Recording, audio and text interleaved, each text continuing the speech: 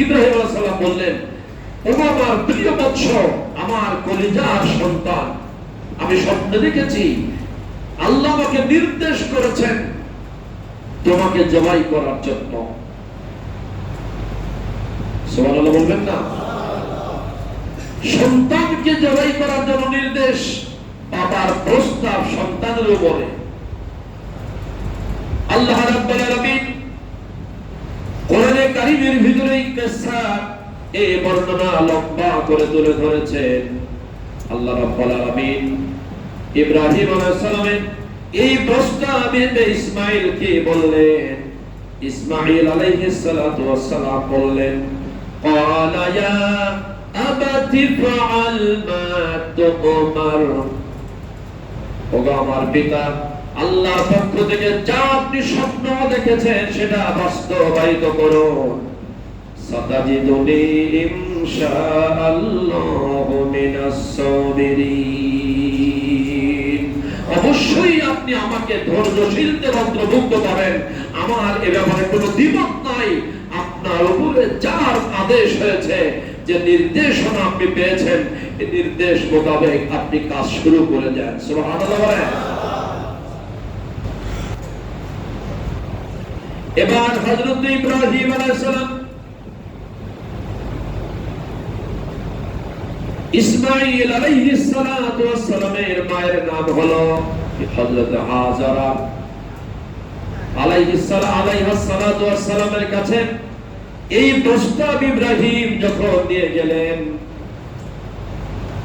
তোমার ছেলেকে সাজিয়ে দাও, ছেলেকে নিয়ে এক জায়গায় ঘুরতে যাব। হিকমা মানে হয়তো মাকে বলেন নাই,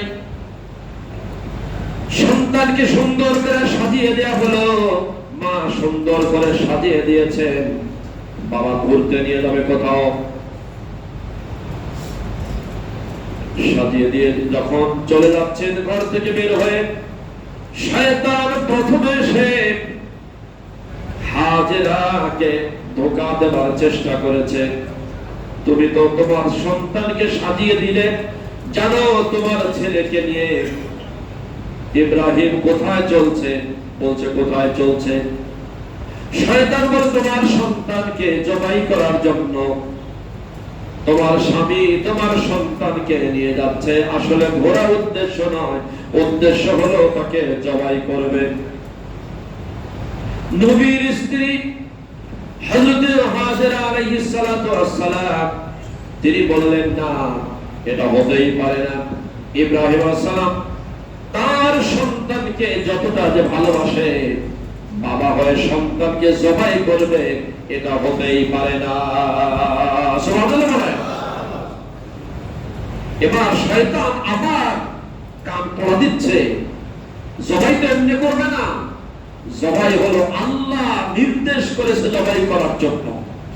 এবার ইব্রাহিম আলাইহিস সালামের স্ত্রী ইসমাঈল আলাইহিস সালামের মা হাজেরা আলাইহিস সালাম তিনি বলতেছেন, ওগো শয়তান, আল্লাহর জন্য যদি কুরবান করে, আল্লাহর জন্য যদি জবাই করার জন্য নিয়ে যায়, আর এই খবর যদি আমি আগে জানতে পারতাম, তাহলে আমি আরো সুন্দর করে সাজিয়ে দিতাম।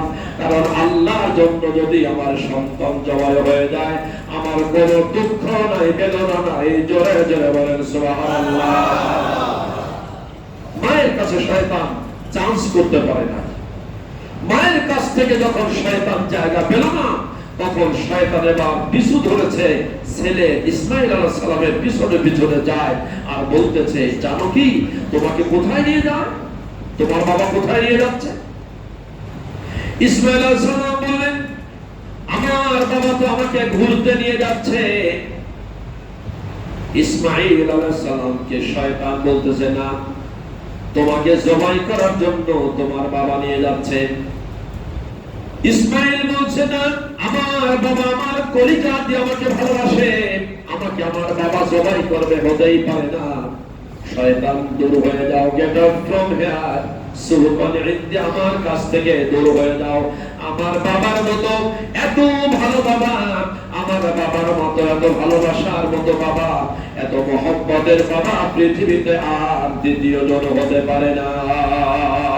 সুবহানাল্লাহ।